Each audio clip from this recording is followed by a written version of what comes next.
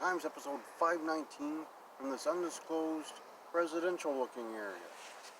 Undisclosed residential looking area.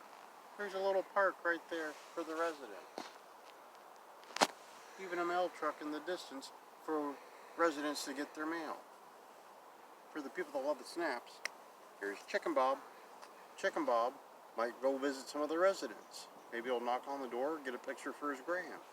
He loves his gram. Current book I'm reading, They Bled Blue.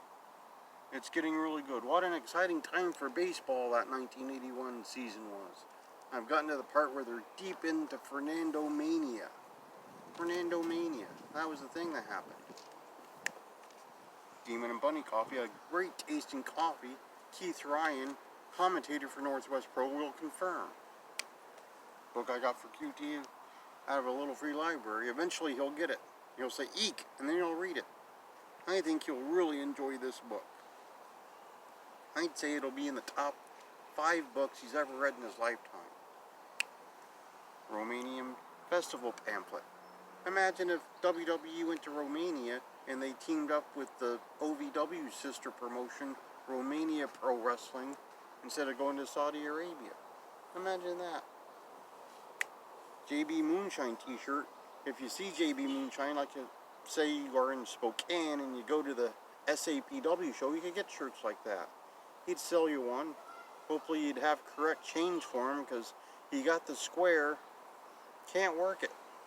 And then sometimes he just forgets his merchandise. I don't know why. Why would you forget your own merchandise if you go to a show? What are you going to sell? Like a phone call with Lance Dean, or JB hands you the phone, Lance Dean says, Jerry Lewis was comedy partner of Dean Martin, and then he raises his thumb, but you can't even see the thumb raised. It's like 90% of the allure of old thumbs up Lance Dean, and it wouldn't be there. So hopefully he's got his shirts. The Twitter where you can follow me, but not literally. That'd be creepy. Like if someone in that house over there were to be following me around, and then they close the door really quick, and then open it, and they're looking at me, and then they close it when I look over there. That'd be creepy. Facebook, the Instagram, the YouTube, which you may be watching right about now. Coach Mike Jones watches me on the YouTube. He sure does. He watches a lot. And Stompin' Steve would like people to be reminded you can subscribe if you hit the subscribe button to this very channel you're watching now. It would ease the stress of Stompin' Steve if people did that. He'd feel more calm. Here's what it looks like at Stephen P. New's office. Stephen P. New going to be coming to Sign Guys Wrestling show soon. Coach Mike Jones very excited about that. Coach might need an attorney to go after Danny Bonaducci. Maybe Steve New will take the case. CAC program. CAC rapidly approaching.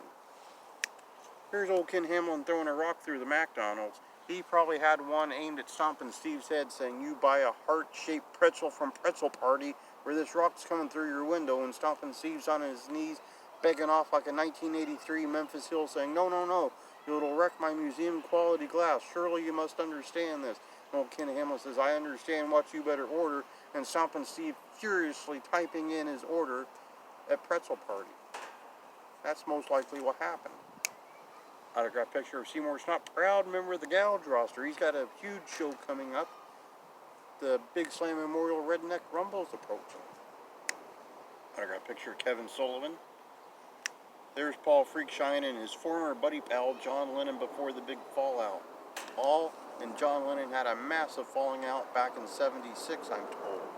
Paul quit listening to music after that. There's Paul and wonderful Zach. I don't know if Zach quit listening to music, but maybe Paul talked him into that. Paul and the rest of his freak show. There's poor Darkness. He blew out his back, apparently. Blew out his back. Paul and his niece, Casey Carlisle. There's Casey Carlisle. You can get a picture like that at CaseyCarlisle.com. That's CaseyCarlisle.com for all of your gift giving needs. Or you can go to the Pro Wrestling Tees, order a few of her t-shirts. There she is if you're old enough. There she is. There she is. There she is. NWA World Title Casey. NWA World Title Belt School Casey. Massive amount of belts Casey. A little bit sultry Casey. large title belt. Little pictures of Casey, like of your short sleeve Samson. There's one with a pillow, in case she gets sleepy. There she is, a little bit angry. And other members of Team Bad Knees. Not a single good knee in that bunch. Well, it's a busy, busy week. The road to WrestleMania has been paved, as the kids say. Paved. It wasn't paved very well for the Viking Raiders, who flew 16 hours to get jumped and not have a match. But still, the road is now paved. With good intentions, maybe, I don't know, but it's paved. Not for Lita so much, because she lost. But this week, Sunday of this week, on Turnbuckle Terminal, we have the aforementioned short sleeve Samson, Coach Mike Jones, probably furiously writing notes as I speak, saying, blow whistle, hit catchphrase, plug shows at end, ask if short sleeve Samson ever wore long sleeves in his life. Things like that. That's probably what Coach is doing. Then I got a beeline down to Portland for Blue Collar Wrestling. Count some pinfalls, check for a few submissions, and probably get a whole lot of cash stuffed down my pants by Miko Maestro. That's the thing that happens now. Hopefully the commission's not watching. On Monday, pretty much looking free except for President's Day. Maybe I'll watch some old Jack Tunney footage where he's saying, here for, where to, thus, things like that. On Tuesday, pretty much free. Wednesday, not much going on. Thursday's wide open. Next Friday on the show, we have Sweet Daddy Jones, Coach Mike Jones, checking the Ancestry.com to see if he and Sweet Daddy are maybe first cousins. That'd be great if they were. Beast Barnett would probably be all kinds of excited to see Sweet Daddy and Coach Jones tag team together. He'd probably call it the pinnacle of his life. I can't confirm that, but I'm 98% sure that's what Beast would call it. So to review from this undisclosed residential looking area here, Sunday on Turnbuckle Terminal, short sleeve Samson, then I got a beeline down to Portland, and at some point during the day I got to watch that Ric Flair, Ricky Steamboat Chi-Town Rumble match. I watch it every year on the anniversary of the match. What a great match that was. I'll find the time somewhere. Monday, President's Day, I watch some old Jack Tunney footage.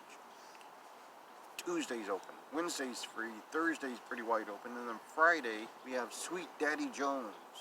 Maybe Sweet Daddy Jones, a big fan of Sweet Daddy Siki from the 70s. He was definitely a guy that was around in the 70s up in Canada. So pretty much up